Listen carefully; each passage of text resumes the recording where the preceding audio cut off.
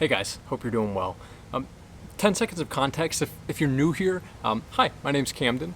I move to a new country every single month and have been doing that for about 3.5 years now. So I've had the privilege of spending a month in over 30, close to 40 different countries at this point. And the whole point of this travel video is really just to give you those underrated destinations for 2025. And what I mean by underrated is you're going to learn a little bit about how I like to travel and what I'm looking for in destinations. So if you feel like we're aligned, you'll probably like some of these places. So I've got 2 in Europe, 1 in Africa, maybe 3 in Europe, 1 in Asia. We'll see if that gives any hints away, and also 1 in North America. So I'm going to do my best to just kind of explain why these places are underrated. The first one is the Netherlands. And you're probably sitting there rolling your eyes saying, oh my gosh, Amsterdam is not underrated. That's not what I said. I didn't say the Netherlands, although I did say the Netherlands. I didn't say Amsterdam, and I probably could make an argument that Amsterdam is underrated. It is one of my favorites. But I feel like a lot of people travel to Amsterdam, but one of the big mistakes they make is saying, hey, I'm going to the Netherlands to see Amsterdam, and they don't do anything else. And Amsterdam is lovely. I absolutely adore it, but oh my gosh, the Netherlands in general just has so many exceptional cities, whether it's The Hague, whether it's Rotterdam, whether it's Utrecht, Delft. There are so many small little towns and villages, cities. You can just find anything, and it's such a peaceful place. And one of the things that makes it so underrated is, I think one of the things that turns off American tourists from traveling to the Netherlands rather than just Amsterdam is most of the time when you're traveling to a place, you stay in the big city, right? And getting out to the more rural places, you might have to rent a car, you might have to take a really long train. It's just not well connected, so it's a pain in the butt, right? Tourists don't do it. The Netherlands is so easy. They have such good infrastructure and public transit that you can get to any of these places really quick. From a place like Amsterdam, or you base yourself somewhere else and just go around and explore. It's just one of the best countries for day tripping. Such an open-minded population. I've always just felt like you can go really deep, really quick with the Dutch. They're very direct, which I like that communication style. I don't like the whole pleasantries of just, oh, how are you doing? Oh, I'm doing well, good. How are you? But, right? No, if I'm there trying to learn about a culture, I really just want to get to know somebody and have a real conversation. And the Dutch are very quick to go there with you, and they're willing to.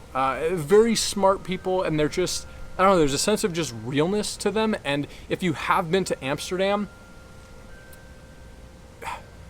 I don't want to say this in a disparaging way to Amsterdam, because it's one of the things that makes Amsterdam so special, but Amsterdam is kind of a city of transplants, right? It's a certain community that lives there, and it's not all what some people in the Netherlands would consider authentic Dutch, because it's a lot of people who either aren't originally from the Netherlands or just a very specific type, but the rest of the Netherlands is so different, and it's just so cool. It's something that I just encourage you to explore. So if you're looking for one of those places that's kind of off the beaten path, sure, go see Amsterdam, but schedule a whole trip just exploring the Netherlands. You're not going to be disappointed. Second place, actually, we're going to swing back.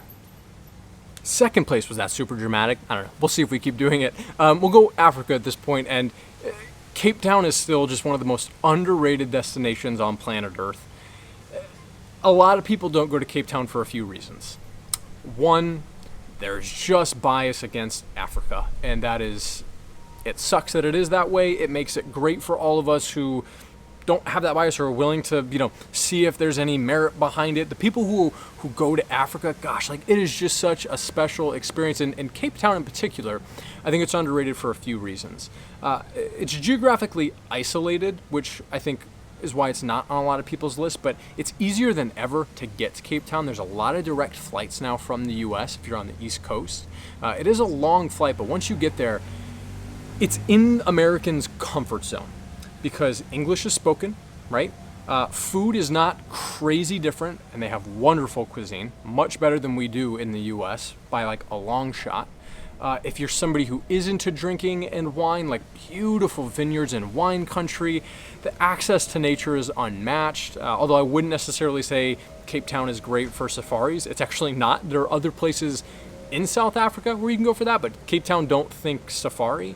but beautiful mountains, hiking, the beach, just the nature, the feel, the people.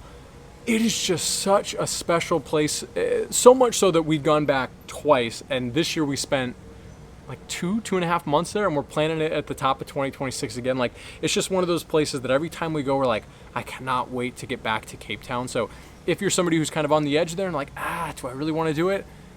Do it. Like, you're gonna love it. And I have a bunch of videos on guides of kind of how to make sure that you're safe and areas to stay in and just all the things to do. It's well worth your time, and it's such a special place.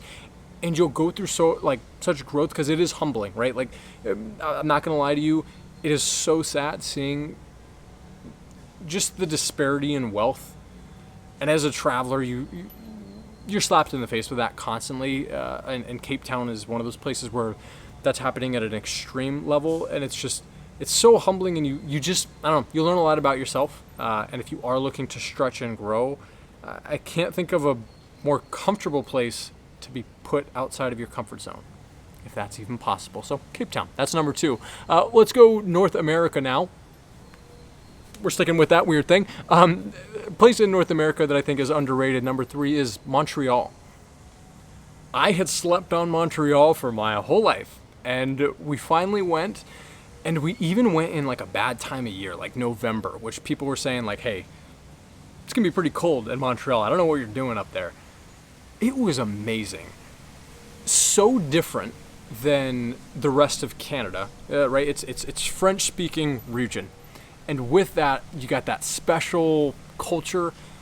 Also, they know what the heck they're doing with food. Probably the best food city that I found in North America, outside of maybe like a New York. Mexico City's coming up this year, so I can't speak on that yet. But food, incredible. People are so engaged. It doesn't mean that they're the most educated population, but they're so willing to, again, have conversation. And there's just this cafe culture, but the cafes are less about the products in it, but more about who is in the cafes, if that makes sense. And it's just really community oriented. It's very walkable. You have good access to, nature, great entertainment. It just felt like one of those places where the day just goes by like that because you're just having fun. And you get done with the day and you're like, what did I even do today? Like, I did nothing. But you've done so many things, because Montreal is all about the small interactions, the micro actions, if that's a thing. I think I'm just coming up with words and terms today, but sorry, I guess you'll like it or you won't. But Montreal is just, it's exceptional. So if you do have the chance, and if you are looking to get into Canada but not wanting to spend up for a Vancouver or Toronto, Montreal is so underrated. I'd highly recommend it at any point in the year. Maybe not in the dead of winter, but it's great. Also, if you feel like I'm off base with any of these, or you do agree, feel free to let me know in the comment section. One of my favorite parts about this series in particular, this is part of the Unfiltered series, is just getting to learn from you all. You guys are all so thoughtful. 99% of you are very thoughtful. That other 1%, we can talk later, but you guys do a great job being thoughtful, and just, I don't know, we have a lot of interesting conversations, and I learn so much from you, and you say you learn from me. So if you feel like I'm off base or want to add to the conversation, just drop it in the comment section. I'll be sure to respond. So really looking forward to that. Next place, we'll go back to the Europe-Asia one. Can you guess what that might be? Europe and Asia? Think about it while I swing. Still being weird. Okay, it's Istanbul. If you didn't know, Istanbul is technically on both continents. There's a European side of Istanbul, and there's also a Asian side of Istanbul. Really cool city, just rich in culture. It's one of those places that you will be put outside of your comfort zone. It is hectic, it is chaotic, and I love it. And if you're somebody who's looking for what I call raw, Istanbul has it. The things that you'll see, the conversations you'll have, the questions that you'll have about yourself and about their culture and thing, like, it's crazy. It's just such a special place, and for a place that is so different culturally than how I grew up and what I believe in, and I recognize that they have their own sets of challenges. It really is a special place. If you're an animal lover, oh my gosh, you're gonna love it. Cats, everywhere in Istanbul. Dogs also everywhere, but cats are definitely preferred by the locals there. But it is just an exceptional place, really good food. I think a lot of tourists get deterred because they hear, oh, Istanbul, people talk about scams. Do they exist? Yes, of course. But any place that you travel to is going to have scams, particularly targeting tourists.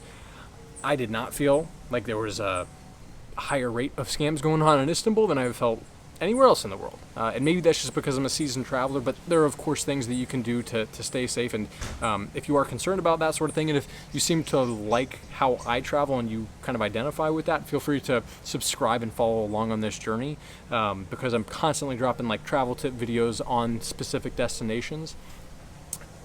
It's just an incredible place, so much history. And the people are lovely. People get a bad rap, and I don't know why, but the people truly are lovely.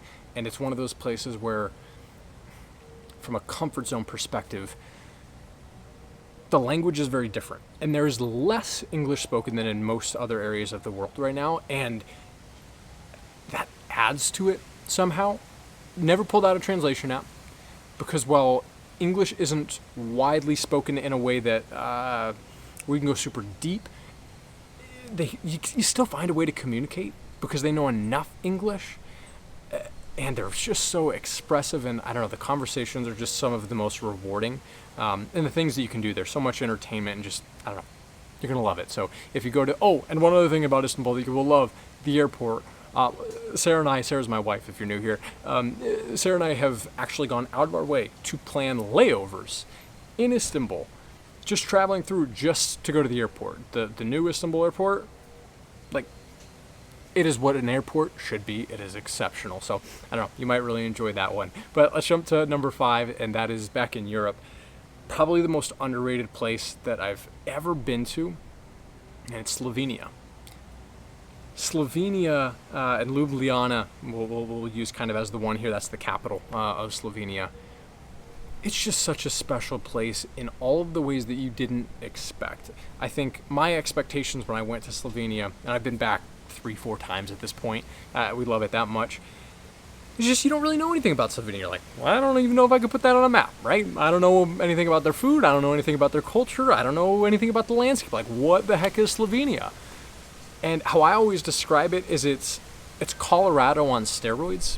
If you're somebody who's spent time like in the mountain ranges of Colorado, it's like that. Like, it is just like jaw-dropping, like beautiful. Like, it's just stunning. The access to nature is unbelievable. Whether it's the mountains, the lakes, whether it's like they have a huge cave network that you can go down and explore. And like, it's really well set up for tourists. You're not going to have to like, go and explore caves on your own and put yourself at any risk. Like, I mean, I'm sure you could do that, but you don't have to do that.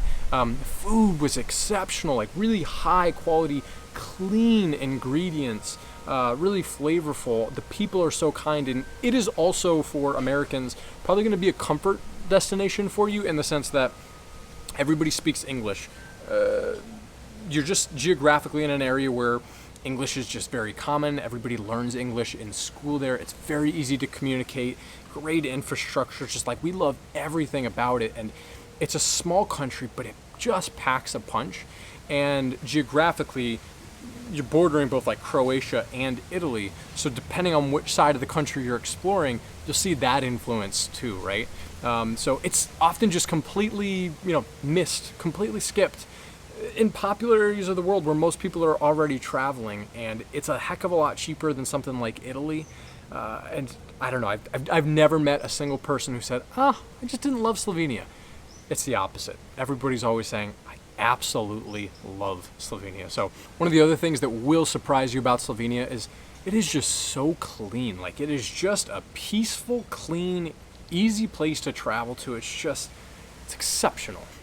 Definitely check that out in 2025 or anytime that you have the opportunity to get over there. But if you want to know what my 5 most overrated places are that you might want to just know some things before planning that trip in 2025, you can watch this video right here. But hope this all made sense. Looking forward to reading the comments, and we'll catch you guys next time.